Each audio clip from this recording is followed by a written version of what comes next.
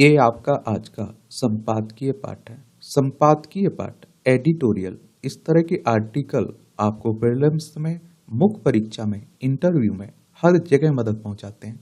यहाँ से एक सामान्य जानकारी भी आप लोगों को मिल जाती है। और देखिए, किसी खास टॉपिक पर, किसी खास सब्जेक्ट पर, किसी खास व्यक्ति के उसके अपने विचार रहते हैं, तो इन्हें जरूर आप लोग पढ़ा करिएगा। चिंता बढ़ाती मणिपुर के हालात। एक लंबे समय से आप लोग देख रहे हैं कि मणिपुर में अशांति फैली हुई है, उसी की बात हो रही है। एक बार पहले आप लोग मणिपुर को देख लीजिए। देखिए, हमारा प्यारा भारत है, इसमें आप देखिए मणिपुर है, इम्फाल इसकी राजधानी देखने को मिलेगी। 1956 में इसे केंद्र शासित प्रदेश बनाया गया था। 1972 में इसे राज्य का दर्जा दिया गया था। और इसकी सीमा आप देखिए, अंतर्राष्ट्रीय सीमा म्यांमार से लगती है, राज्यों में नागालैंड, असम और मिजोरम से लगती है। एन बीरेन सिंह यहाँ के मुख्यमंत्री हैं। गवर्नर हैं, राज्यपाल हैं लक्ष्मण आचार्य। विधानसभा में 60 सीटें हैं, राज्यसभा में 1 सीट है, लोकसभा में 2 सीटें हैं। 22,327 वर्ग किलोमीटर में आपका मणिपुर फैला हुआ है।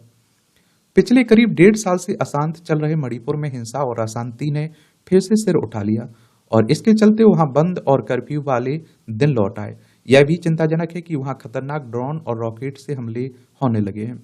इतना ही नहीं, सीआरपीएफ जैसे अर्धसैनिक बल को निशाना बनाया जा रहा है। अराजकता की यह स्थिति तब है जब वहां केंद्रीय सुरक्षा बलों की लगभग 70,000 जवान तैनात हैं।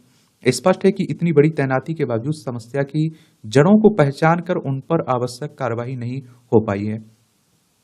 और आप देखिए, यदि वहां तत्काल प्रभावी कदम नहीं उठाए गए तो स्थिति हाथ से निकल सकती है। और ऊपर से म्यांमार में उत्पन्न अस्थिरता के चलते परिस्थितियां और अधिक जटिल एवं खतरनाक होती जा रही हैं। ये नए ड्रोन और रॉकेट हमले दिखाते हैं कि बांग्लादेश में शेख हसीना सरकार के पतन और अमेरिका समर्थित मोहम्मद यूनुस सरकार के सत्ता में आने से मणिपुर में कुकी अलगाववादियों का हौसला और बढ़ गया है। वे म्यांमार के चिन प्रदेश और भारत में मणिपुर और मिजोरम के कुकी बहुल क्षेत्रों को मिलाकर कुकी लैंड बनाने में कि अपने मिशन के अगले चरण में प्रवेश कर चुके हैं। और इस मुहिम को अमेरिका का समर्थन मिल रहा है। यूं तो अमेरिका दिखावटी तौर पर म्यांमार की सैन्य सरकार के खिलाफ है, लेकिन इस क्षेत्र में चीन के बढ़ते प्रभाव से अमेरिका में खलबली भी है। और इसलिए बांग्लादेश में अमेरिका ने अपने मनोनुकूल सत्ता परिवर्तन कराया है। और कहते हैं कि अमेरिका बड़ा ही मतलबी दोस्त है। आप देखते हैं उसका जहां मतलब निकलता है वहां हाथ मिला लेता है। देखिए, चाइना है, लद्दाख, हिमाचल प्रदेश, उत्तराखंड, सिक्किम, अरुणाचल प्रदेश, 5 राज्यों से सीमा लगती है हमारी। और आप देखिए, म्यांमार रही है, मिजोरम, मणिपुर, नागालैंड, अरुणाचल प्रदेश, 4 राज्यों की सीमा म्यांमार से लगती है। ये बांग्लादेश है, पश्चिम बंगाल, असम, मेघालय, त्रिपुरा, मिजोरम, 5 राज्यों की सीमा हमारी बांग्लादेश से लगती है। बांग्लादेश की आजादी में भारत का बड़ा योगदान रहा है। 1971 तक ये पाकिस्तान का हिस्सा हुआ करता था, 1971 में आजाद हुआ था। जहां मणिपुर में हथियारबंद विद्रोह की आंच बढ़ा दी गई, वहीं म्यांमार के चिन प्रदेश पर चीन कुकी उग्रवादी संगठनों के कब्जे के चलते भारत का म्यांमार से भू संपर्क बाधित हो चुका है। चीन और अमेरिका अपने अपने द्वारा समर्थित उग्रवादी संगठनों के माध्यम से म्यांमार को अपने अपने प्रभाव क्षेत्रों में बांटने जा रहे हैं। भारत इस खेल से बाहर खड़ा और असमंजस में दिखाई देता है। भारत म्यांमार में लोकतंत्र बहाली की बात कहता है, मगर इसका जवाब किसी के पास नहीं है कि देश के तमाम हिस्सों में हथियारबंद गुटों के कब्जे की स्थिति में लोकतंत्र कैसे बहाल होगा।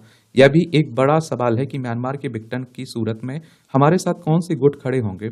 यह भी कम बड़ी विडंबना नहीं है कि चिन प्रदेश पर कब्जे के बाद मणिपुर के हिस्सों को मिलाकर कुकीलैंड बनाने के लिए सशक्त संघर्ष छेड़े और 24 कुकी उग्रवादी संगठनों के साथ भारत सरकार का वर्तमान में एक समझौता है। और इस समझौते के अंतर्गत इन संगठनों के विरुद्ध सुरक्षा बलों की अभियान को स्थगित रखा गया और इन संगठनों को सरकार द्वारा चिन्हित कैंपों में भारतीय सुरक्षा बलों की निगरानी में रहना है और इन हथियारों का उपयोग नहीं करना। इन 2000 से अधिक उग्रवादियों को सरकार से 6,000 रुपये प्रति माह भत्ता भी मिलता है। इसके बावजूद ये संगठन लगातार हिंसक गतिविधियों में शामिल हो रहे हैं, आतंकी हमलों को अंजाम दे रहे हैं और उपरोक्त समझौते की शर्तों का उल्लंघन कर रहे हैं। हालांकि उग्रवादी संगठनों के हाथ में सीमावर्ती चिन प्रदेश चले जाने के चलते और म्यांमार में भारतीय सामाजिक हितों को ध्यान में रखते हुए भारत सरकार इन गुटों को नाराज करने से बच रही है और समझौते को स्थगित नहीं कर रही है, जबकि मणिपुर सरकार इससे हाथ खींच चुकी है। इस पूरे घटनाक्रम से मैतेई समुदाय में असंतोष बढ़ता जा रहा है, क्योंकि हिंसक हमलों को अंजाम देने के बाद आतंकी इन सुरक्षित कैंपों में शरण लेते हैं। चूंकि मणिपुर पुलिस और केंद्रीय अर्धसैनिक बल स्थिति संभालने में सक्षम नहीं हो पा रहे हैं, तो इससे भी असंतोष उपज रहा है। इसी कारण कुकी और मैती समुदाय अलग अलग सुरक्षा बलों की मांग कर रहे हैं। जहां कुकी असम राइफल्स की तैनाती चाहते हैं, वहीं मैत्री सीआरपीएफ के पक्ष में है। मणिपुर में चहुं ओर विश्वास का संकट खड़ा हो गया है और आप देखिए इससे कई खतरे उत्पन्न होने की आशंका बढ़ी है। यह ना भूला जाए कि मणिपुर में पहले से ही कई माओवादी मैत्री उग्रवादी संगठन सक्रिय रहे हैं। मैत्री समुदाय में नई दिल्ली के प्रति बढ़ते असंतोष का लाभ उठाकर वे चीन की सहायता से नए सिरे से अपने पैर पसार सकते हैं। बांग्लादेश की सेना और खुफिया एजेंसी के चीन और पूर्वोत्तर में चीन द्वारा दशकों से हथियारबंद किए गए आतंकी संगठनों ने से पुराने रिश्ते रहे हैं। पूर्वोत्तर के तमाम आतंकी नेता अतीत में बांग्लादेश में शरण पा चुके हैं। ऐसे में आवश्यक है कि हम कम से कम कुछ कुकी उग्रवादी संगठनों के साथ समझौता रद्द कर बाकियों को कड़ा संदेश दिया जाए और उनसे समझौते की शर्तों का कड़ाई से पालन कराया जाए। दोनों समुदायों की महिलाओं की सुरक्षा बलों के काम में बाधा डालना मणिपुर में एक नई समस्या बनकर उभरी है। ये महिलाएं सुरक्षा कर्मियों के साथ धक्का मुक्की करती हैं, उनका रास्ता रोकती हैं और हिंसक तत्वों की ढाल बनती हैं। सुरक्षा बल इन महिलाओं के सामने असहाय दिखते हैं क्योंकि पुरुष सैनिकों द्वारा उन पर बल प्रयोग संभव नहीं है। ऐसे में आवश्यक है कि मणिपुर में महिला अर्धसैनिक बलों की भी तैनाती हो। और आप देखिए मणिपुर में सक्रिय हथियारबंद गुट चाहे वे किसी भी समुदाय के हों, उनका निशस्त्रीकरण भी आवश्यक हो गया है। वर्तमान के विषाक्त माहौल में यह बातचीत से संभव नहीं दिखता। ऐसे में आवश्यक है कि खालिस्तानी आतंकवाद के दौर में पंजाब में तमाम आतंकी गुटों के बलपूर्वक निशस्त्रीकरण के लिए चलाए गए सैन्य अभियान जैसा ही अभियान मणिपुर में भी चलाया जाए। और ऐसे किसी अभियान की सफलता के लिए अगर राष्ट्रपति शासन की आवश्यकता हो तो उससे भी संकोच नहीं किया जाए। देखिए राष्ट्रपति शासन एक राष्ट्रीय आपातकाल, एक राष्ट्रीय वित्तीय आपातकाल के बारे में आप लोगों ने सुना होगा। अनुच्छेद 352 के तहत राष्ट्रीय आपातकाल लगाया जाता है। अनुच्छेद 356 के तहत राष्ट्रपति शासन लगाया जाता है। अनुच्छेद 360 के तहत वित्तीय आपातकाल लगाया जाता है। और आप देखिए मणिपुर दिल्ली से दूर अवश्य है, लेकिन वहां शांति और मजबूत पकड़ भारत के सामरिक हितों की रक्षा के लिए बहुत महत्वपूर्ण है। तब और भी जब म्यांमार में अमेरिका और चीन की खुफिया एजेंसियां एक बड़ा परोक्ष युद्ध लड़ रही हैं। लेखक काउंसिल ऑफ स्ट्रेटेजिक अफेयर्स से संबद्ध सामरिक विश्लेषक हैं, इनका नाम है दिव्य कुमार सूती। इनके द्वारा यह आर्टिकल लिखा गया है। आप क्या सोचते हैं? अपनी राय आप लोग दे सकते हैं, बता सकते हैं। संशोधन की मांग करता वक्फ कानून। अब आप देखते हैं कि वक्फ कानून में जो संशोधन के लिए बिल आया हुआ था, प्रस्ताव आया था, उसे जेपीसी को भेज दिया गया क्योंकि उस पर बड़ा विवाद खड़ा हो रहा था। बहुत सारे लोग विरोध कर रहे थे। वक्फ बोर्ड अधिनियम में संशोधन पर संयुक्त संसदीय समिति यानी कि जेपीसी में चर्चा चल रही है और उसने इस अधिनियम में संशोधन को लेकर आम लोगों से भी सुझाव मांगे। उम्मीद है कि व्यापक विचार विमर्श के उपरांत जल्द ही इसे अंतिम रूप दे दिया जाएगा। जो लोग इसका विरोध कर रहे हैं उन्हें आज नहीं तो कल यह समझ आएगा कि यह उनकी भूल थी। यह सुधार मुस्लिम समाज की बेहतरी के लिए है और सुधार पारदर्शिता और भ्रष्टाचार के चंगुल से मुक्त होने का रास्ता तलाशने के लिए है। आज मुस्लिम समाज के बीच इसकी छटपटाहट है कि वह कैसे स्वयं को कट्टरपंथी तत्वों के दबाव से मुक्त करके सुधारों का हिस्सा बने। मुस्लिम समाज चाहता है कि विकास में कौम की भागीदारी बढ़े। और आप देखिए कि इसमें आप देखेंगे मुस्लिम महिलाएं उन बेड़ियों से मुक्त होना चाहती हैं जो उनकी समान भागीदारी की राह में रोड़ा है। कोई भी समाज अपनी महिलाओं को पीछे रखकर आगे नहीं बढ़ सकता है। और जब मोदी सरकार ने 3 तलाक प्रथा खत्म करने का कानून बनाया तो सबसे अधिक खुश मुस्लिम महिलाएं ही थीं। और वक्फ में महिलाओं की भागीदारी से भ्रष्टाचार पर अंकुश लगेगा। मुस्लिम महिलाएं निर्णय लेने की प्रक्रिया से जुड़ेंगी तो इस संस्था में नए विचार भी आएंगे। वक्फ की मौजूदा व्यवस्था में सुधार का प्रस्तावित कदम बहुत पहले उठाया जाना चाहिए था, लेकिन देर आए दुरुस्त आए। वक्फ अधिनियम में जो संशोधन प्रस्तावित किए हैं उनसे वक्फ बोर्ड ज्यादा प्रभावी रूप से काम कर पाएंगे। ये सच्चर कमेटी की सिफारिशों के अनुरूप है और जिसकी वकालत यूपीए के नेता किया करते थे। वक्फ कानून में संशोधन संविधान की भावना के अनुरूप है। ओवैसी और विपक्ष के जो अन्य नेता वक्फ सुधार को संविधान के खिलाफ मानते हैं उन्हें संविधान फिर से पढ़ना चाहिए। संविधान की बुनियाद ही बराबरी के सिद्धांत पर टिकी है। जो लोग इसे धार्मिक मामलों में दखल बता रहे हैं उन्हें यह समझना चाहिए कि यह इबादत नहीं बल्कि संपत्तियों के प्रबंधन का मामला है। वक्फ संपत्तियों का बेहतर उपयोग सुनिश्चित करने के लिए वक्फ बोर्डों को चुनिंदा लोगों के चंगुल से मुक्त करना जरूरी है और वक्फ अधिनियम में संशोधन करके एक पारदर्शी, जवाबदेह और समान प्रतिनिधित्व की व्यवस्था लागू करने का ही प्रयास किया जा रहा है। प्रस्तावित संशोधनों में जहां मुस्लिम समुदाय के उपेक्षित तबकों की भागीदारी की चिंता की गई है, वहीं महिलाओं को प्रतिनिधित्व देने की भी पहल की गई है। ऐसा करके सरकार ने अपना यही सोच सामने रखा है कि विकसित भारत का संकल्प पूरा करना है तो महिलाओं को हर स्तर पर प्रतिनिधित्व देना होगा। ये बात तो आप लोग भी जानते हैं, आधी आबादी लगभग महिलाओं की है। अब देखिए, महिलाओं को अगर आप हिस्सेदारी नहीं देते हैं तो वो देश, वो समाज, वो धर्म, वो समुदाय, जाति कैसे आगे बढ़ सकती है? महिलाओं की क्या समस्याएं हैं, कैसे उनका समाधान हो सकता है, इसे मुझे लगता है महिलाएं बेहतर समझ सकती हैं। और आप देखिए कि प्रस्तावित संशोधनों में जहां मुस्लिम समुदाय के उपेक्षित तबकों की भागीदारी की चिंता की गई, वहीं महिलाओं को प्रतिनिधित्व देने की भी पहल की गई है। ऐसा करके सरकार ने अपना अपना यह सोच सामने रखा है कि विकसित भारत का संकल्प पूरा करना है तो महिलाओं का हर स्तर पर क्या करना होगा? प्रतिनिधित्व देना होगा। और यदि यह कोशिश की जा रही है कि वक्फ की संपत्तियों का दुरुपयोग ना हो, उनका सही मूल्यांकन किया जाए और भ्रष्टाचार की गुंजाइश खत्म करके संपत्ति के अनुपात में राजस्व की व्यवस्था हो, तो इसमें क्या बुराई है? और देखिए, जब कोई कानून बनाना होता है तो राज्यसभा लोकसभा में कोई प्रस्ताव आता है, उसे आप लोग विधेयक, बिल कहते हैं। राज्यसभा लोकसभा से पारित होता है, राष्ट्रपति की सहमति मिलती है, वो कानून मिल जाता है। यहाँ संविधान की बात हो रही है। अगर आप लोग दो डेटें आपको याद होगा, एक 26 नवंबर 1949 में कुछ प्रावधानों के साथ आपका संविधान आ चुका था, बन चुका था। तो संविधान दिवस मनाते हैं आप लोग 26 नवंबर को। 26 जनवरी 1950 में पूरी तरह से संविधान लागू हो चुका था, गणतंत्र के रूप में हम लोग स्थापित हो चुके थे, इसलिए गणतंत्र दिवस मनाते हैं आप लोग 26 जनवरी को। कोई भी निकाय तभी प्रभावी होता है जब उसके संचालन प्रबंधन में पारदर्शिता हो, और यही प्रयास नए संशोधन को माध्यम से सरकार ने किया है। नए प्रावधानों में यह व्यवस्था है कि वक्फ संपत्ति को निष्पक्ष तरीके से चिन्हित किया जाए और अगर कोई विवाद है तो उसका समुचित तरीके से निस्तारण हो। इन संशोधनों से वक्फ बोर्ड व्यापक पारदर्शिता से काम करेंगे और अधिक जवाबदेह होंगे। नई व्यवस्था में मुस्लिम समुदाय के पिछड़े वर्गों, शिया, सुन्नी, बोहरा, आगा खानी आदि को प्रतिनिधित्व दिया जाएगा। केंद्रीय परिषद और आप देखिए राज्य वक्फ बोर्ड में 2 महिलाओं को रखना अनिवार्य होगा। इसमें किसी के अधिकार कम करने के बजाय ज्यादा लोगों को हिस्सेदारी दी जाएगी। वक्फ कानून में संशोधन कर एक केंद्रीय पोर्टल और डाटाबेस के माध्यम से वक्फ के पंजीकरण के तरीके को सुव्यवस्थित किया जाएगा और इसके साथ ट्रिब्यूनल की संरचना में सुधार किया जाएगा और ट्रिब्यूनल के आदेशों के खिलाफ हाईकोर्ट में अपील के लिए 90 दिनों की सीमा निर्धारित की गई है और इससे विवाद कम होंगे। वक्फ संपत्तियों के सर्वेक्षण के लिए सर्वे कमिश्नर का अधिकार कलेक्टर या कलेक्टर द्वारा नामित डिप्टी कलेक्टर को होगा।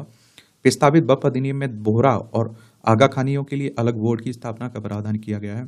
किसी भी संपत्ति को वक्फ के रूप में दर्ज करने से पहले सभी संबंधित पक्षों को उचित नोटिस दिया जाएगा और यह न्यायसंगत कदम है और इससे बोर्ड पर सवाल भी नहीं उठेंगे। वक्फ परिषद में केंद्रीय मंत्री, 3 सांसद, मुस्लिम संगठनों के 3 नुमाइंदे, मुस्लिम कानून के 3 जानकार, सुप्रीम कोर्ट या हाई कोर्ट के 2 पूर्व जज, एक प्रसिद्ध वकील, राष्ट्रीय ख्याति प्राप्त 4 लोग, भारत सरकार के अतिरिक्त या संयुक्त सचिव आदि होंगे। इनमें 2 महिलाओं का होना भी जरूरी है। यह समान प्रतिनिधित्व का सर्वोत्तम मॉडल है। 2013 में वक्फ अधिनियम में संशोधन करके वक्फ बोर्डों को वक्फ संपत्ति के मामले में असीमित अधिकार दे दिए गए थे और जिन्हें किसी भी अदालत में चुनौती नहीं दी जा सकती थी। यह लोकतंत्र के विरुद्ध था और इससे आम मुसलमानों को कोई लाभ नहीं था। नए प्रावधान सभी चिंताओं का समाधान करेंगे। जेपीसी की रिपोर्ट के आधार पर प्रस्तावित विधेयक में कुछ और बदलाव संभव है। विधेयक पेश करते वक्त ही सरकार ने साफ कर दिया था कि उसकी मजहबी मामलों में दखल का कोई इरादा नहीं है। आजादी के बाद वक्फ कानून 1954 में अस्तित्व में आया, जिसे 1955 और 2013 में संशोधित किया गया था। भ्रष्टाचार की शिकायतों के बाद सरकार ने एक बार फिर इसमें बदलाव का प्रस्ताव रखा और हमें समाज की बेहतरी के लिए इसका स्वागत करना चाहिए। लेखिका दिल्ली हज समिति की अध्यक्ष हैं, इनका नाम है कौसर जहां, इनके द्वारा ये आर्टिकल लिखा गया है। या आप देखिए, ऊर्जा, निद्रा और चिड़ निद्रा, एक सघन और स्वस्थ निद्रा दिन भर के कठिन परिश्रम का पुरस्कार है। निद्रा का अर्जन करना पड़ता है। मात्र बालावस्था को ही यह वरदान प्राप्त है कि निद्रा के लिए विशिष्ट प्रयत्न नहीं करने पड़ते हैं। बाल्यकाल और किशोरावस्था की कुछ अवधि के उपरांत प्रकृति पर्या निद्रा को सहजता से उपलब्ध संपदा नहीं रहने देती। इसके चलते अनिद्रा की स्थिति उत्पन्न हो जाती है। अनिद्रा कई व्याधियों का आधार बिंदु है। यदि अनिद्रा किसी गंभीर रोग या चिंता का परिणाम है तो उसके लिए चिकित्सक की शरण में जाना उचित है और इसके उलट यदि अनिद्रा अस्त व्यस्त जीवन शैली या फिर पर्याप्त श्रम की अनुपस्थिति का परिणाम है तो इसके लिए प्रकृति, या आप देखिए प्रकृति, मौसम, देव या फिर भाग्य नहीं, आप स्वयं उत्तरदायी हैं। प्रकृति ने मनुष्य के हिस्से के कुछ कर्म लिखे हैं, वे मानसिक भी हो सकते हैं और शारीरिक भी। जब तक आप अपने हिस्से के वे श्रम नहीं करेंगे, आपको स्वस्थ निद्रा का पुरस्कार नहीं मिलेगा। और जीवन के अंत में हम सभी को चिर निद्रा अर्थात मृत्यु का सामना करना ही है। मृत्यु सबको अंतिम निद्रा में सुला देती है, परंतु किसी को सरल या फिर बिना किसी कष्ट के मृत्यु मिल जाती है। कुछ ऐसे भी उदाहरण मिल जाएंगे जहां मृत्यु कष्ट से हुई या बरसों मृत्यु की प्रतीक्षा की गई। कभी कभी कष्टप्रद मृत्यु किसी प्रकार के बुरे कर्म का परिणाम भी हो सकती है। उसे छोड़कर साधारणतः प्रकृति का नियम चिर निद्रा के मामले में भी लागू होता है, अर्थात जिसने जीवन भर पर्याप्त श्रम किया हो उसे डाल से पके हुए खरबूजे के टूटने जैसी आसान मृत्यु मिल जाएगी। यह निद्रा इतनी गहरी होगी कि जब आप अगले जन्म में आंखें खोलेंगे तो पाएंगे कि नई देह में ऊर्जा ही ऊर्जा है। प्रत्येक रात्रि मिलने वाली अस्थायी मृत्यु यानी निद्रा के गुण स्वभाव का अध्ययन करके चिर निद्रा की तैयारी की जा सकती है। मैं आप लोगों से भी कहता हूँ कि एक अच्छी नींद लिया करिएगा और अपने काम किया करिएगा। बड़ा दिलचस्प कॉलम लिखा जाता है, इसे पढ़ा करिएगा, सीखा करिएगा। विमर्श की लड़ाई। तो राहुल गांधी अपनी अमेरिका यात्रा के दौरान लगातार ऐसा कुछ कहे या फिर कर रहे हैं जो विवाद का विषय बन रहा है। और पहले उन्होंने बेरोजगारी के सवाल उठाकर भारत के मुकाबले चीन की स्थिति बेहतर बताई, फिर यह कहकर हंगामा खड़ा कर दिया कि भारत में लड़ाई इसकी है कि सिख पगड़ी धारण कर सकते हैं या नहीं। इसके साथ ही उन्होंने आरक्षण खत्म करने लायक स्थितियों का जिक्र किया। जब इसका विरोध हुआ तो यह कह दिया गया कि वह इसकी सीमा 50% से अधिक करना चाहते हैं। सिखों के संदर्भ में उनके बयान को भड़काऊ भी कहा जाएगा। इससे समझा जा सकता है कि खालिस्तानी आतंकी गुरपत बंत सिंह पन्नू ने उनके कथन को अपने पक्ष में भुनाना शुरू कर दिया। राहुल का यह कहना भी भड़काऊ ही था कि भारत में अन्य भारतीय भाषाओं और उनकी संस्कृति को हिंदी के मुकाबले कमतर बताया जा रहा है। इस पर आश्चर्य नहीं है कि अमेरिका में राहुल ने जिस तरह भारत के विरोध के लिए कुख्यात लोगों से मुलाकात की, उसका भी विरोध शुरू हो गया है। और इस सबसे वह किस तरह बेपरवाह है, इसका पता इससे चलता है कि अब उन्होंने अपने इस पुराने बयान को दोहरा दिया कि प्रधानमंत्री मोदी 4000 वर्ग किलोमीटर क्षेत्र पर कब्जा किए चीन से नहीं निपट पाए। और आप देखिए जाता है कि भाजपा नेता और मोदी सरकार के मंत्री इसका भी प्रतिवाद करते हुए राहुल को गलत ठहराएंगे। लेकिन प्रश्न यह है कि क्या वे आम लोगों को यह संदेश दे पाएंगे कि नेता प्रतिपक्ष संकीर्ण राजनीतिक स्वार्थों के फेर में राष्ट्रीय हितों को चोट पहुंचा रहे हैं। यह एक तथ्य है कि भाजपा विभिन्न विषयों पर राहुल गांधी की तमाम आलोचना के बाद भी अपने पक्ष में विमर्श नहीं खड़ा कर पा रही है। पहले वह कोई विमर्श खड़ा करती थी और कांग्रेस और अन्य विपक्षी दल उस पर अपनी सफाई देते हुए दिखते थे। अब उसका उलट हो रहा है। अब विपक्षी नेता और विशेष रूप से राहुल गांधी कोई गलत सही मुद्दा उछालते हैं और सत्ता पक्ष सफाई देते हुए दिखता है। यह स्थिति लोकसभा चुनाव के समय से ही देखने को मिल रही है। तब राहुल गांधी ने मोदी सरकार पर आरक्षण खत्म करने, संविधान बदलने के जो आरोप उछाले, सत्ता पक्ष उसका सही तरीके से प्रतिकार नहीं कर सका और इसका उसे चुनाव में नुकसान भी उठाना पड़ा। जब किसी मामले में कोई पक्ष प्रतिक्रिया देते हुए नजर आता है तो वह विमर्श की लड़ाई में कमजोर ही दिखता है। राहुल के रवैये से यह साफ है कि उनके मन में जो भी उल्टा सीधा आएगा वह उसे बोलेंगे और इसकी परवाह भी नहीं करेंगे कि इससे राष्ट्रीय हित सध रहे हैं या नहीं। ऐसे में भाजपा को यह सोचना होगा कि आखिर प्रभावी तरीके से उनका प्रतिकार कैसे किया जाए। ये देखिए, लेखक के अपने विचार हैं, आप लोग इससे सहमत भी हो सकते हैं, ना सहमत भी हो सकते हैं। हिमालय का संरक्षण। हिमालय के संरक्षण के लिए उत्तराखंड सरकार विशेष समिति गठित करने जा रही है। यह समिति हिमालयी सरोकार से जुड़े विषयों को लेकर देश के नामी संस्थानों के विशेषज्ञों के साथ ही हितधारकों से विमर्श कर सरकार को उपाय सुझाएगी। हिमालय को लेकर चिंता और चिंतन के साथ सरकार की पहल स्वागत योग्य है। और आप देखेंगे, हिमालय राज्य होने के नाते उत्तराखंड ने यह संदेश तो दिया ही है कि वह विकास की गति बनाए रखने के साथ ही हिमालय के संरक्षण को लेकर सजग है। उत्तराखंड सरकार ने हिमालय के लिए अलग नीति बनाने की बात नीति आयोग के समक्ष भी मजबूती से रखी। और देखिए, नीति आयोग की बात करें तो योजना आयोग को प्रतिस्थापित करके आया हुआ था ना 2015 में, उसी की बात हो रही है। या आप देखेंगे कि वर्तमान में हिमालय के महत्व को नई तरह से समझने की जरूरत है और हिमालय से देश दुनिया को जो मिल रहा है वह अमूल्य है। जलवायु परिवर्तन के खतरों को देखते हुए हिमालय के जल एवं जंगल के संरक्षण की दिशा में मिलकर प्रयास करने होंगे। इस बात पर गंभीरता से विचार करना होगा कि आने वाली पीढ़ी को विरासत में हम क्या देकर जा रहे हैं। उत्तराखंड में हिमालय के संरक्षण के लिए अनेक कार्य किए जा रहे हैं। राज्य में जल स्रोतों एवं नदियों के पुनर्जीवीकरण की मुहिम छिड़ी गई है और GEP ग्रॉस एनवायरमेंट प्रोजेक्ट की शुरुआत की गई है।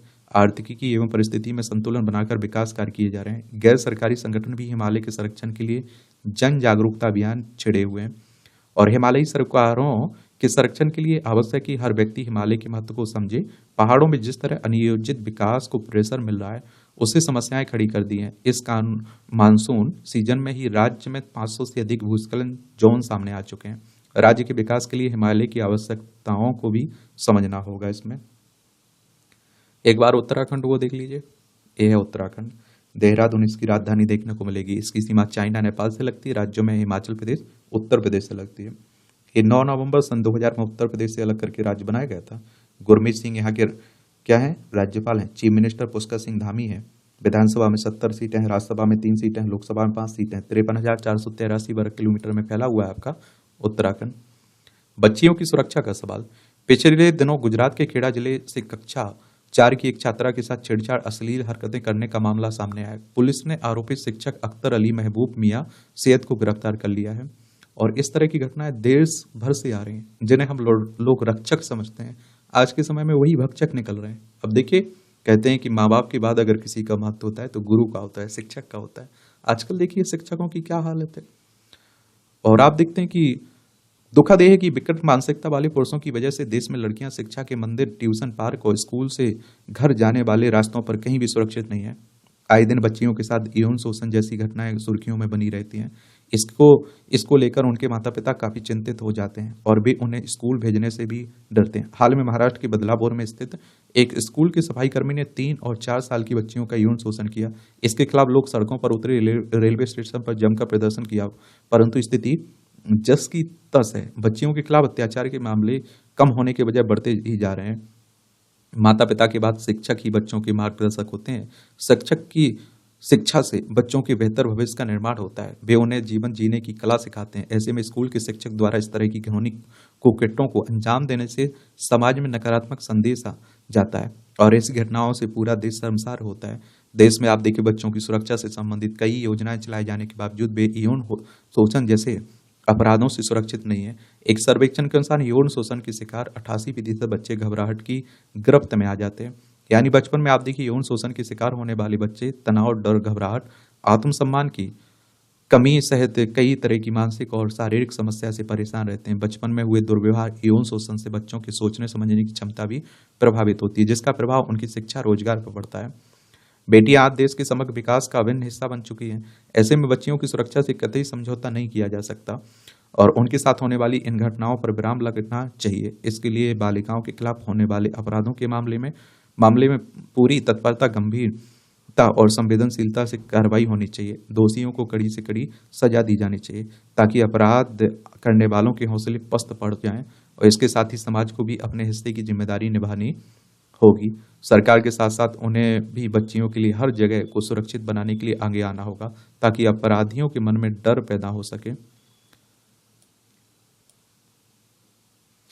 ये आप देखिए टिप्पणियां रहती हैं, देखना हुआ करे तो देख लिया करिएगा और एक काम किया करिएगा, इसकी PDF टेलीग्राम पर डाल दी जाती है। एजुकेशन सर्कल प्लेटफॉर्म है ना, वहाँ से डाउनलोड करके आप लोगों को लगता है कि कोई और खबर पढ़नी है जो मैं छोड़ देता हूँ तो आप लोग पढ़ सकते हैं। वैसे जो भी आप लोगों के एग्जाम के लिए आपके लिए महत्वपूर्ण खबरें रहती हैं उन सब पर हम लोग डिस्कस कर लेते हैं, बात उनके बारे में कर लेते हैं, तो आपको परेशान नहीं होना चाहिए। एक खबर तो आप लोगों ने पढ़ी होगी कि अंतरिक्ष की पहेली में अटकी सुनीता विलियम्स की बात हो रही है। और देखिए, जब अंतरिक्ष की बात होती है तो अंतरिक्ष एजेंसी की बात होने लगती है। हमारी अंतरिक्ष एजेंसी कौन सी है? इंडियन स्पेस रिसर्च ऑर्गेनाइजेशन की बात होती है, इसरो की। इसकी स्थापना 15 अगस्त 1969 में हुई थी। बेंगलोर, कर्नाटक में इसका हेडक्वार्टर आपको देखने को मिल जाएगा। अंतरिक्ष एक बड़ी पहेली है। अनंत विस्तार और अबूझ रहस्यों से भरी यह जगह इंसानों को सदियों से अपनी ओर आकर्षित करती रही है। आधुनिक विज्ञान की बदौलत यह संभव हुआ कि इंसानों ने पृथ्वी के आवरण से बाहर निकलकर इसके आंगन में कदम रखे हैं, चंद्रमा पर चहल कदमी की और मंगल, शुक्र के आगे सौरमंडल की असीम छोर तक वायेजर जैसे यान भेजे। यह भी संभव हुआ कि अंतरिक्ष में टंगी यान नुमा किसी प्रयोगशाला में कुछ दिन से लेकर हफ्तों या फिर महीनों तक विज्ञानी रह सके और इन्हीं में एक भारतीय मूल की अंतरिक्ष विज्ञानी सुनीता विलियम्स है।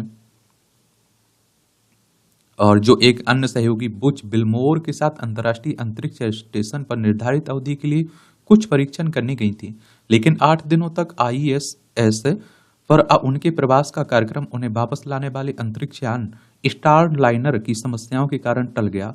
अब माना जा रहा है कि सुनीता और विल्मोर अगले साल फरवरी से पहले धरती पर वापस नहीं लौट सकेंगे।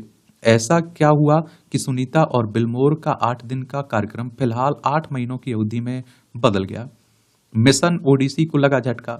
तो आईएसएस पर कई प्रयोग करने के लिए विज्ञानियों के जत्थे अतीत में भी जाते रहे हैं। वे वहां प्रयोगों की जरूरतों के हिसाब से रुकते हैं, यानी उनके आईएसएस पर निवास की अवधि योजना के मुताबिक कुछ दिन से लेकर कई महीनों तक की हो सकती है। सुनीता और विल्मोर भी ऐसी ही एक योजना मिशन ओडिसी पर 5 जून 2024 को 8 दिनों के लिए वहां भेजे गए थे और इन दोनों को आईएसएस तक निजी स्पेस कंपनी स्पेस एक्स के यान स्टारलाइनर से भेजा गया था। निजी स्पेस कंपनी के सहयोग से संचालित यह अपनी तरह का पहला और ऐतिहासिक परीक्षण मिशन था। इस परीक्षण मिशन का उद्देश्य इसकी जांच करना था कि स्टारलाइनर नामक यह अंतरिक्ष यान नियमित इस्तेमाल में लाने से पहले कैसा प्रदर्शन करता है। ये यान सफल विक्षेपण के बाद 6 जून 2024 को आईएसएस से जुड़े डॉकिंग को तो गया, लेकिन इसकी डॉकिंग में ही समस्याएं नजर आ गई और पता चला कि स्टारलाइनर के रिएक्शन कंट्रोल सिस्टम में लगे 28 में से 5 थ्रटर्स ने काम करना बंद कर दिया और इसके अलावा स्टारलाइनर यान के प्रोपल्सन सिस्टम में हीलियम गैस भी लीक हो गई और इस तरह आप देखिए स्टारलाइनर का क्रू फ्लाइट टेस्ट मिशन समस्याओं में घिरता नजर आया। इन दिक्कतों को देखते हुए पृथ्वी पर मौजूद अमेरिकी स्पेस एजेंसी नासा के नियंत्रण कक्ष में बैठे विज्ञानियों ने स्टारलाइनर की पहले से निश्चित वापसी टाल दी और अंतरिक्ष यात्रियों के प्रवास की अवधि बढ़ाने का फैसला किया।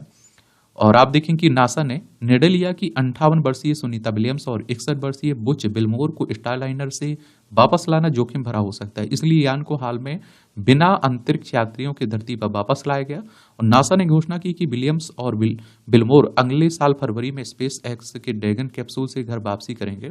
घोषणा के मुताबिक यह स्पेस एक्स क्रू 9 मिशन के तहत सितंबर 2024 के आखिरी में लॉन्च किया जाएगा। क्रू 9 मिशन की शुरुआती योजना 4 सदस्यों को आईएसएस तक ले जाने की थी, लेकिन अब इसमें 2 सीटें खाली रखी जाएंगी ताकि वापसी में विलियम्स और विल्मोर को लाया जा सके। और देखिए नासा अमेरिकी अंतरिक्ष एजेंसी है, इसका हेडक्वार्टर आपको वॉशिंगटन डीसी यूएसए में देखने को मिल जाएगा। इसकी स्थापना 29 जुलाई 1958 में हुई थी और ये देखिए पहले से इन्हें एक तरह से तैयारी से जाती हैं कि अगर कोई खराबी रही तो कुछ समय तक हम लोग वहां रुक सकें। वैसे तो आईएसएस के लिए अपने तीसरे दौर में पर गई सेवानिवृत्त नौसेना हेलीकॉप्टर पायलट सुनीता विलियम्स और आईएसएस के 2 दौरे कर चुके पूर्व लड़ाकू विमान पायलट विल्मोर ने पृथ्वी पर बैठे संवाददाताओं को यह कहकर आश्वस्त किया कि वे दोनों वहां पूरी तरह सुरक्षित हैं और आईएसएस वहां मौजूद टीम के साथ अपनी दिनचर्या में व्यस्त हैं। कुछ आप देखिए वहां खोज भी कर रही हैं वो अपना जो भी काम है, लेकिन इतना तो साफ है कि उन्हें यह तय योजना से काफी ज्यादा लंबा समय वहां बिताना पड़ रहा है। यूं अंतरिक्ष में लंबी अवधि तक रहने के और भी रिकॉर्ड हैं, जैसे रूस के वालेरी पोलियाकोव ने पिछली सदी के अंतिम दशक के मध्य में मीर अंतरिक्ष स्टेशन पर 437 दिन अंतरिक्ष में आप देखते हैं कि गुजारे थे। और यही नहीं, पिछले ही साल नासा के अमेरिकी अंतरिक्ष यात्री फ्रैंक रूबियो और उसको स्मोक के रूसी अंतरिक्ष यात्रियों सर्गेई प्रोकोपिएव और दिमित्री पेट्टेलिन ने अंतर्राष्ट्रीय अंतरिक्ष स्टेशन पर 371 दिन बिताने के बाद पृथ्वी पर वापसी की थी। और नासा के अंतरिक्ष यात्री स्कॉट कैली और मिखाइल कोर्निएंको आईएसएस पर 340 दिन रहे थे और इसके अलावा क्रिस्टीना कोच 328 दिन, पैगी वेस्टसन 289 दिन, एंड्रू मार्गन 272 दिन इनके नाम उल्लेखनीय है जो आईएसएस पर लंबी अवधि के लिए रुके थे। ये अंतरिक्ष में आप देखिए प्रवास की चुनौती स्पेस एक्स के मालिक एलन मस्क वैसे तो इंसानों को मंगल ग्रह तक भेजने की योजना पर काम कर रहे हैं, लेकिन समझना होगा कि चांद और मंगल से पहले नजदीकी अंतरिक्ष में ही इंसानों को भेजना और उन्हें वहां लंबे समय तक टिकाए रखना काफी चुनौतीपूर्ण होता है। आईएसएस पर अंतरिक्ष यात्रियों को भेजने समय उनके भोजन, पानी, ऑक्सीजन, नियमित दवाओं के अलावा अंतरिक्ष दशाओं के कारण उनकी हड्डियां, मांसपेशियों और रक्त संचार पर पड़ने वाले असर के मुताबिक कई प्रबंधन करने पड़ते हैं। इसके लिए आईएसएस के चालक दल को हर लगभग 2.5 घंटे व्यायाम करने का काम सौंपा जाता है। वह एक मनोविज्ञानी के साथ नियमित टेलीकॉन्फ्रेंस भी करते रहते हैं और पृथ्वी पर नासा का एक विशेषज्ञ अंतरिक्ष यात्रियों की पारिवारिक मामलों में मदद भी करता है। उनसे मिले अपडेट के अनुसार कुछ बदलाव भी किए जाते हैं। जैसे एक उदाहरण है कि कसरत के बारे में फीडबैक के आधार पर आईएसएस पर भारोत्तोलन मशीन के स्थान पर ऐसा उन्नत व्यायाम उपकरण सा स्थापित किया गया और जिसमें खींची जाने वाली डोरियां हटाकर पिस्टन लगाए गए थे। आईएसएस पर रसद आपूर्ति का सामान्य नियम यह है कि वहां हमेशा न्यूनतम 4 महीनों की जरूरत के भोजन, पानी, कपड़े, ऑक्सीजन की आपूर्ति कायम रखी जाती है ताकि किसी आपात स्थिति से निपटा जा सके। इन तैयारियों को देखते हुए कहा जा सकता है कि तकनीकी समस्याओं और किसी आकस्मिक दुर्घटना के खतरे को छोड़कर सुनीता विलियम्स और बुच बिलमोर के लिए आईएसएस पर 8 महीने तक रुके रहने में कोई समस्या नहीं है। उम्मीद है जब ये दोनों अंतरिक्ष यात्री फरवरी 2025 में पृथ्वी पर वापस आएंगे तो पृथ्वी के वायुमंडल के बाहर अंतरिक्ष में अपनी अटूट जिज्ञासा प्रदर्शित करने के लिए सराहे जाएंगे। और कहते हैं ना, देखिए रिस्क तो लेके चलना पड़ता है और जिसने रिस्क नहीं लिया है उसने क्या किया है। अब उन्हें मालूम होगा, इतना तो वो अंदाजा रखते होंगे कि कोई खराबी आ जाए तो हमें लंबे समय तक रुकना पड़ सकता है। उस हिसाब से वो तैयार भी होंगे। भारत के अपने स्पेस स्टेशन का सपना। भारतीय अंतरिक्ष अनुसंधान संगठन के मुताबिक साल 2035 तक भारत का अपना एक अंतरिक्ष स्टेशन होगा। इसरो के पूर्व चेयरमैन के सिवन ने एक कार्यक्रम में घोषणा की थी कि मौजूदा दशक के अंत तक हमारा देश भारतीय अंतरिक्ष स्टेशन के निर्माण और वर्ष 2035 तक इसकी स्थापना की योजना पर काम कर रहा है। बताया जा रहा है कि 52 टन वजनी यह स्पेस स्टेशन पृथ्वी से करीब 400 किलोमीटर ऊपर की कक्षा में रहेगा, जहां अंतरिक्ष यात्री 15 से 20 दिन रहकर विभिन्न प्रयोग कर सकेंगे। इस समय में दुनिया के सिर्फ 2 ही स्पेस स्टेशन हमारे नजदीक अंतरिक्ष में उपस्थित हैं। इनमें से आप देखते हैं कि अंतर्राष्ट्रीय स्पेस स्टेशन और दूसरा है चीन का तियानगोंग। पड़ोसी देश चीन ने अपना अंतरिक्ष स्टेशन तियानगोंग 2021 में लॉन्च कर पृथ्वी की सतह से 340 से 450 किलोमीटर ऊपर पृथ्वी की निचली कक्षा में स्थापित किया था। यह अंतर्राष्ट्रीय स्पेस स्टेशन के आकार का करीब 1/3 है। अंतर्राष्ट्रीय स्पेस स्टेशन को अमेरिका, रूस, जापान समेत कई यूरोपीय देश, कुल 15 देशों ने मिलकर बनाया था। आईएसएस के निर्माण में अमेरिका के पूर्व स्पेस स्टेशन फ्रीडम और रूस के स्पेस स्टेशन मीर 2 का प्रमुख योगदान है। फ्रीडम और मीर 2 से मिले अनुभवों के आधार पर आईएसएस का पहला मॉड्यूल 1998 में लॉन्च किया गया था। इस स्पेस स्टेशन पर निवास के लिए अंतरिक्ष यात्रियों को लेकर पहला चालक दल एक्सपेडिशन 1 से वहां सन 2000 में पहुंचा था। मार्च 2024 तक आप देखिए 22 देशों के 279 व्यक्ति अंतरिक्ष स्टेशन पहुंच चुके हैं और इनमें आप देखिए सुनीता विलियम्स और बुच बिलमोर को जोड़ दें तो यात्रियों की संख्या 281 हो जाती है।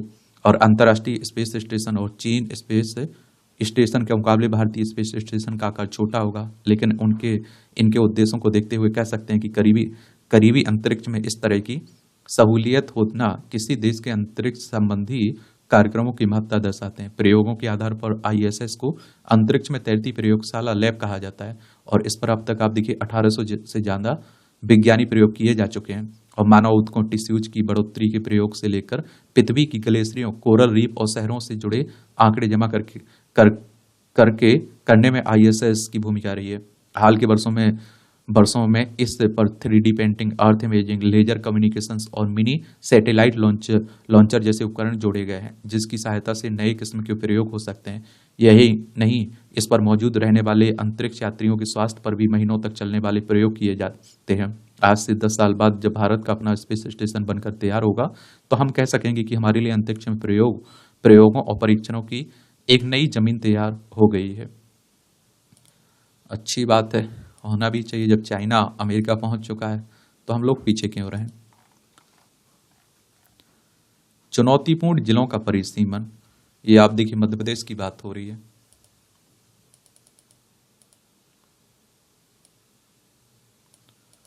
भोपाल इसकी राजधानी है। 1 नवंबर 1956 में इसे राज्य बनाया गया था। डॉक्टर मोहन यादव यहाँ की चीफ मिनिस्टर हैं और इसकी सीमा आप देखिए उत्तर प्रदेश, राजस्थान, गुजरात, महाराष्ट्र, छत्तीसगढ़ से लगती है।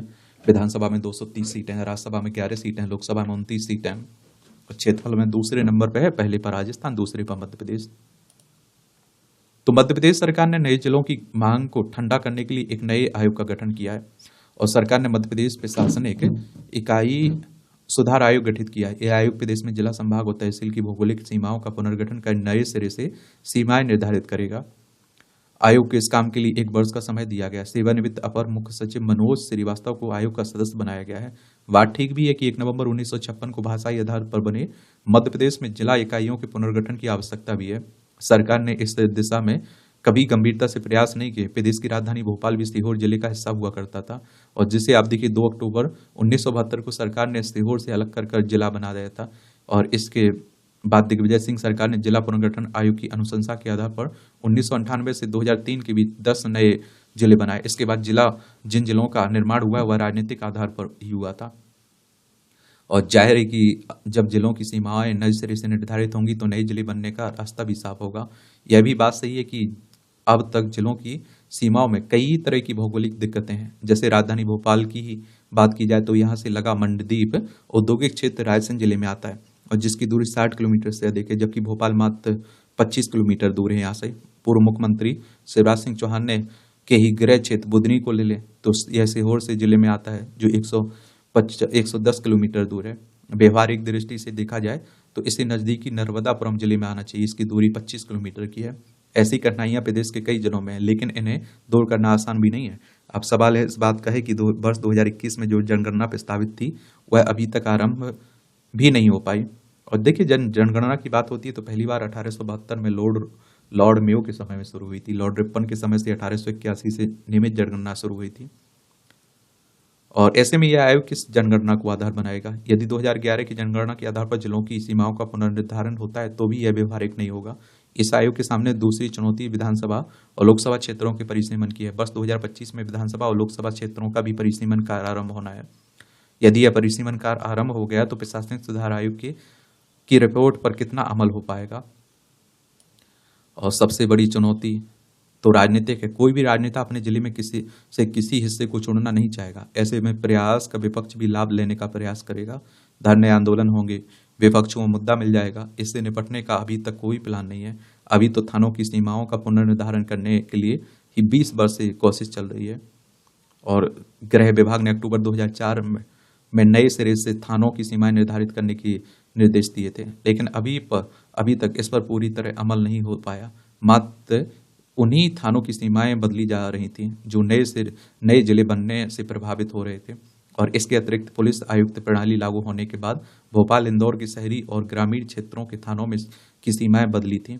3 जनवरी 2024 को इसके लिए फिर निर्देश जारी किया गया, तब कार्यकारी कार्रवाई तेज हुई।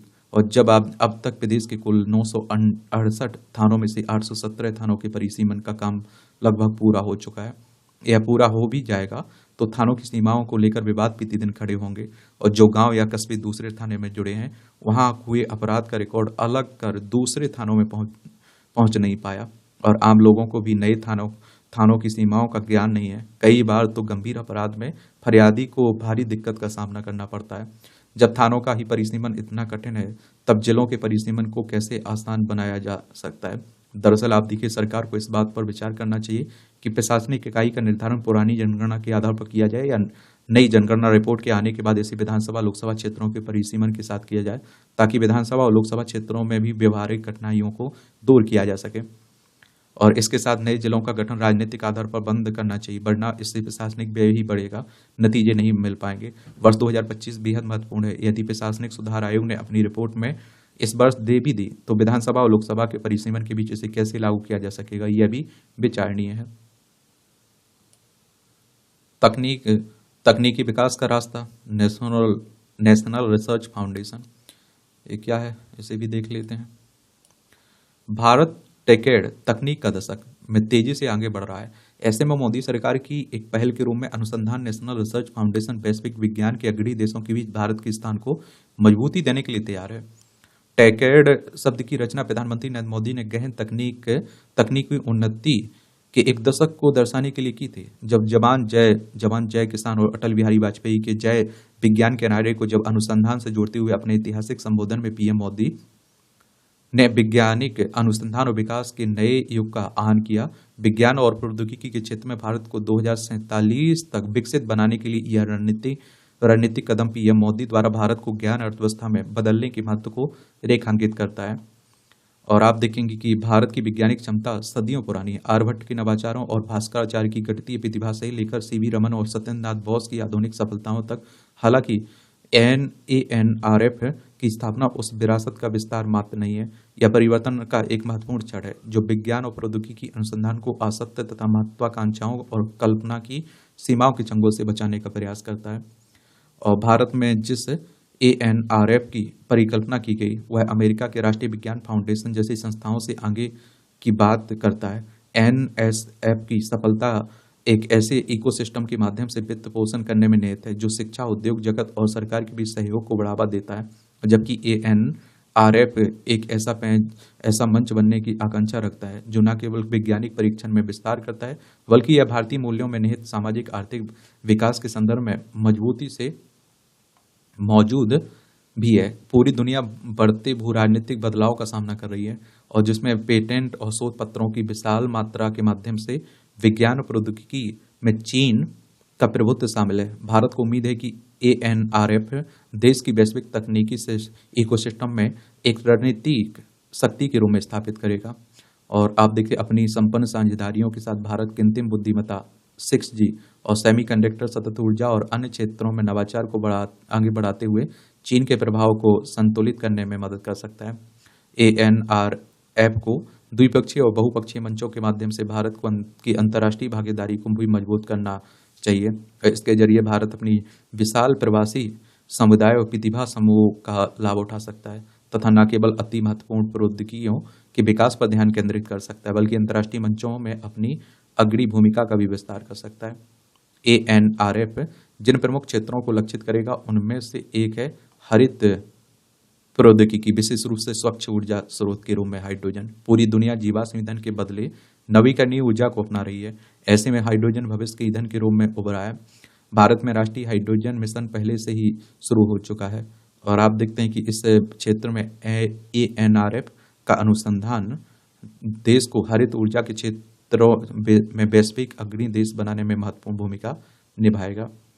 और क्वांटम कंप्यूटिंग और हाइड्रोजन ऊर्जा दो ऐसे क्षेत्र हैं जिनमें भारत एएनआरएफ के माध्यम से भविष्य की तकनीकी और पर्यावरणीय क्रांतियों की दिशा निर्धारित कर सकता है। इन चुनौतियों के लिए विज्ञान आधारित दृष्टिकोण अपनाकर भारत न केवल अपनी ऊर्जा आवश्यकताओं को पूरा करेगा बल्कि वैश्विक ऊर्जा संकट के लिए स्थायी समाधान भी पेश करेगा।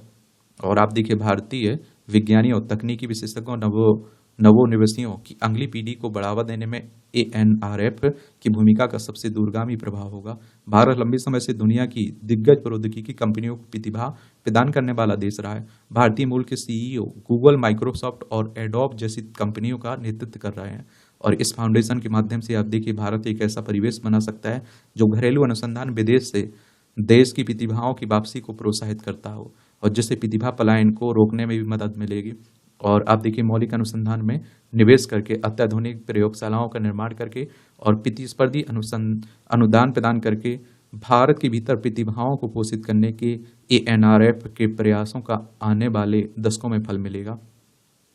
2047 तक जब भारत अपनी स्वतंत्रता की शताब्दी मनाएगा तब तक आप देखिए एएनआरएफ का स्पष्ट प्रभाव दिखाई पड़ने लगेगा। फाउंडेशन यह सुनिश्चित करेगा कि नवाचार राष्ट्रीय चेतना में गहराई से समाहित हो तथा समृद्धि और विकास के साथ चालक के रूप में विशाल समुदाय के साथ प्रतिध्वनित होती हो। एएनआरएफ एक ऐसे राष्ट्र का प्रतीक है जो तकनीकों का उपयोग करने के बदले उनका निर्माण करने तथा वैज्ञानिक ज्ञान का आयात करने के बदले अत्याधुनिक नवाचारों का निर्माण करने की ओर आगे बढ़ रहा है। और यह एक ऐसा मॉडल है जो आर्थिक विकास को सिर्फ पारंपरिक अर्थों में नहीं दिखता बल्कि तकनीकी संप्रभुता को भारत के भविष्य की कुंजी के रूप में रेखांकित भी करता है। और इस तरह से आप देखेंगे कि आज की संपादकीय पाठ जो दैनिक जागरण का है, इसकी कहानी खत्म होती है।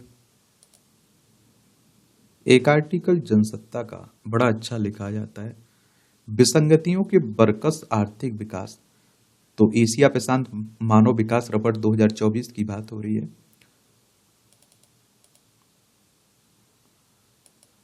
तो भारतीय अर्थव्यवस्था दुनिया की सबसे तेज बढ़ती अर्थव्यवस्थाओं में से एक है। एक दशक पूर्व 1.9 लाख करोड़ डॉलर जीडीपी की भारतीय अर्थव्यवस्था दुनिया में 10वें स्थान से छलांग लगाकर वर्ष 2024 में 3.94 लाख करोड़ डॉलर जीडीपी के साथ 5वें स्थान पर पहुंच चुकी है। और यह 2030 तक आप देखिए 6.69 लाख करोड़ डॉलर है। वर्ष 2040 तक 16.13 लाख करोड़ डॉलर था तथा वर्ष 2047 में 30 लाख करोड़ डॉलर जीडीपी का विकसित भारत बनने के साथ विश्व की दूसरी सबसे बड़ी अर्थव्यवस्था बनने का मंसूबा रखती है। पर भारी बेरोजगारी तथा गरीबी के साथ साथ बढ़ती आर्थिक असमानता भारतीय अर्थव्यवस्था के सम्मुख प्रमुख चुनौती है। एशिया प्रशांत मानव विकास रिपोर्ट रपट 2024 भारत में दीर्घकालिक प्रगति की सुनहरी तस्वीर प्रस्तुत करती है, लेकिन अमीर गरीब के मध्य बढ़ती आर्थिक असमानताएं परेशानी का सबक हैं। और विश्व असमानता रपट 2022 के अनुसार भारत दुनिया में सबसे अधिक आर्थिक असमानता वाला बड़ा देश है। एशिया प्रशांत क्षेत्र का वैश्विक आर्थिक वृद्धि में योगदान लगभग 2/3 है। दक्षिण एशिया की आबादी में 10% अमीरों का आधे से भी अधिक राष्ट्रीय आय पर नियंत्रण है। विश्व असमानता डेटाबेस 2022-23 के अनुसार भारत में ऊपरी संपन्न 1% आबादी की आय का जीडीपी में हिस्सा 22.6% है तथा संपत्ति में 53% है। साथ ही ऊपरी 10% आबादी की आय का हिस्सा 57% और संपत्ति का 77% है। दुनिया में सर्वाधिक है। निचली 50% आबादी की आय में लगातार गिरावट दिखी है और उनका हिस्सा जीडीपी में घटकर मात्र 13% और संपत्ति में मात्र 4.1% रह गया है। और आप देखिए दुनिया के अमीर व्यक्तियों की फोर्ब्स सूची के अनुसार 2014 से 2014 तथा 2022 के दौरान भारतीय अरबपतियों की शुद्ध संपत्ति में 280% की वृद्धि हुई है। कितना? 280। और इसी अवधि में राष्ट्रीय आय में 27.8% वृद्धि से लगभग 10 गुना अधिक है। अरबपतियों की संपत्ति एक दशक में लगभग 10 गुना बढ़ गई है और उनकी कुल संपत्ति वित्त वर्ष 2018-19 के भारत के केंद्रीय बजट से भी अधिक थी। भारत में अरबपतियों की संख्या वर्ष 1991 में 1 से बढ़कर सन 2000 में 9, 2011 में 52, 2017 में 101, 2022 में 162, 2024 में बढ़कर 271 हो गई। यह दुनिया भर में मात्र चीन और अमेरिका से भी कम है। और वर्ष 2017 में सबसे अमीर 1% की संपत्ति में वृद्धि 73% हुई, जबकि निचली आधी आबादी की संपत्ति में मात्र 1% की वृद्धि दिखी है। अब देखिए बार बार यहाँ जीडीपी की बात हो रही है, सकल घरेलू उत्पाद की बात कर रहा हूँ। या किसी देश में एक समय अवधि आमतौर पर एक वर्ष के दौरान उत्पादित और बाजार में बेची गई सभी अंतिम वस्तुओं और सेवाओं के कुल मौद्रिक मूल्य का प्रतिनिधित्व करता है। जीडीपी आर्थिक गतिविधि का सबसे अधिक इस्तेमाल किया जाने वाला माप है और कई बार आप लोग चर्चा में भी सुनते रहते होंगे और मैं आप लोगों से इसी के लिए कहता हूँ कि एनसीईआरटी किताबें जरूर पढ़ा करिएगा। ऑक्सफैम रिपोर्ट के अनुसार भारत में अमीर तेजी से अमीर हो रहे हैं, जबकि गरीब न्यूनतम मजदूरी तथा गुणवत्तापूर्ण शिक्षा और स्वास्थ्य सेवाओं तक पहुंच के लिए संघर्षरत है।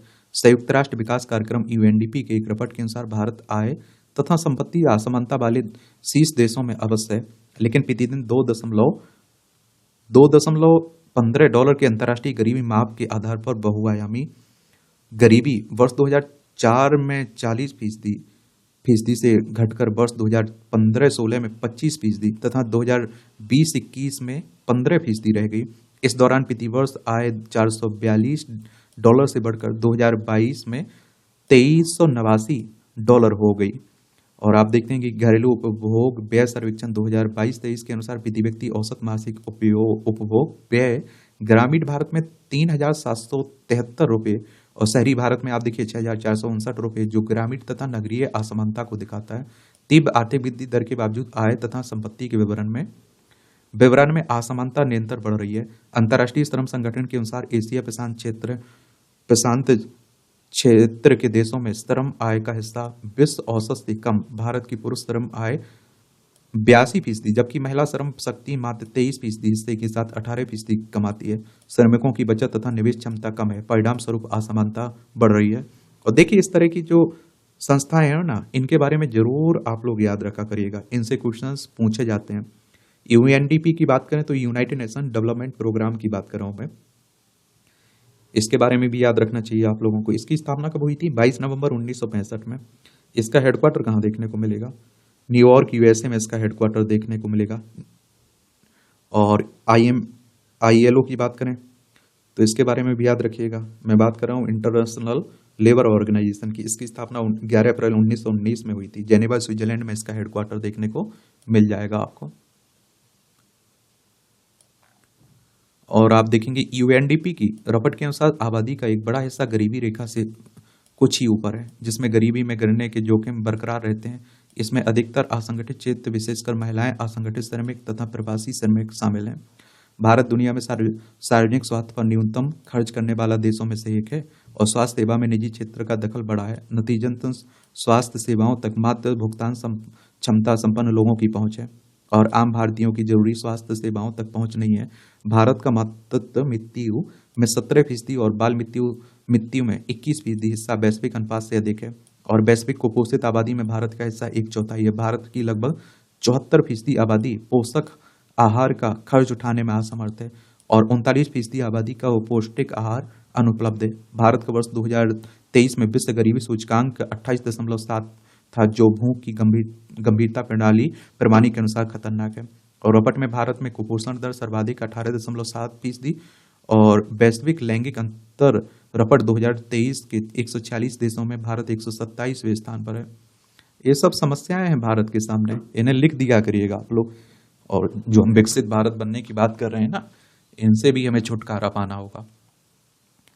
मात्र कुछ व्यक्तियों के हाथों में संपत्ति का संकेंद्रण पीढ़ियों से असमानता का प्रमुख कारण है। भ्रष्टाचार, सामाजिक विभेद, गलत व्यवसायिक व्यवहार, असफल भूमि सुधार जैसी वजहें आर्थिक असमानता का कारण है। आर्थिक विकास ने कुछ क्षेत्रों या समूहों को असमान रूप से लाभान्वित कर आय असमानता बढ़ाई है और स्वास्थ्य सेवाओं तक असमान पहुंच से असमानताएं बढ़ी हैं। कुशल और अकुशल श्रमिकों की आय में अंतर, अपर्याप्त सामाजिक सुरक्षा उपाय तथा कमजोर सामाजिक कल्याण कार्यक्रम गरीबी आबादी को असहाय बनाते हैं। असंगठित श्रम बाजार में कार्य तथा आय संबंधी अनिश्चितताएं, कमजोर न्यूनतम वेतन कानून सहित कमजोर श्रम बाजार नीतियां आय में असमानता का कारण है। और भारत में कुल जीएसटी संग्रह का 64% हिस्सा 50% गरीब आबादी से, जबकि मात्र 4% हिस्सा 10% अमीर आबादी से प्राप्त होता है, जो कर प्रणाली की अप्रगतिशीलता का स्पष्ट लक्षण है। जीएसटी 2017 में आया था, उसी की बात हो रही है।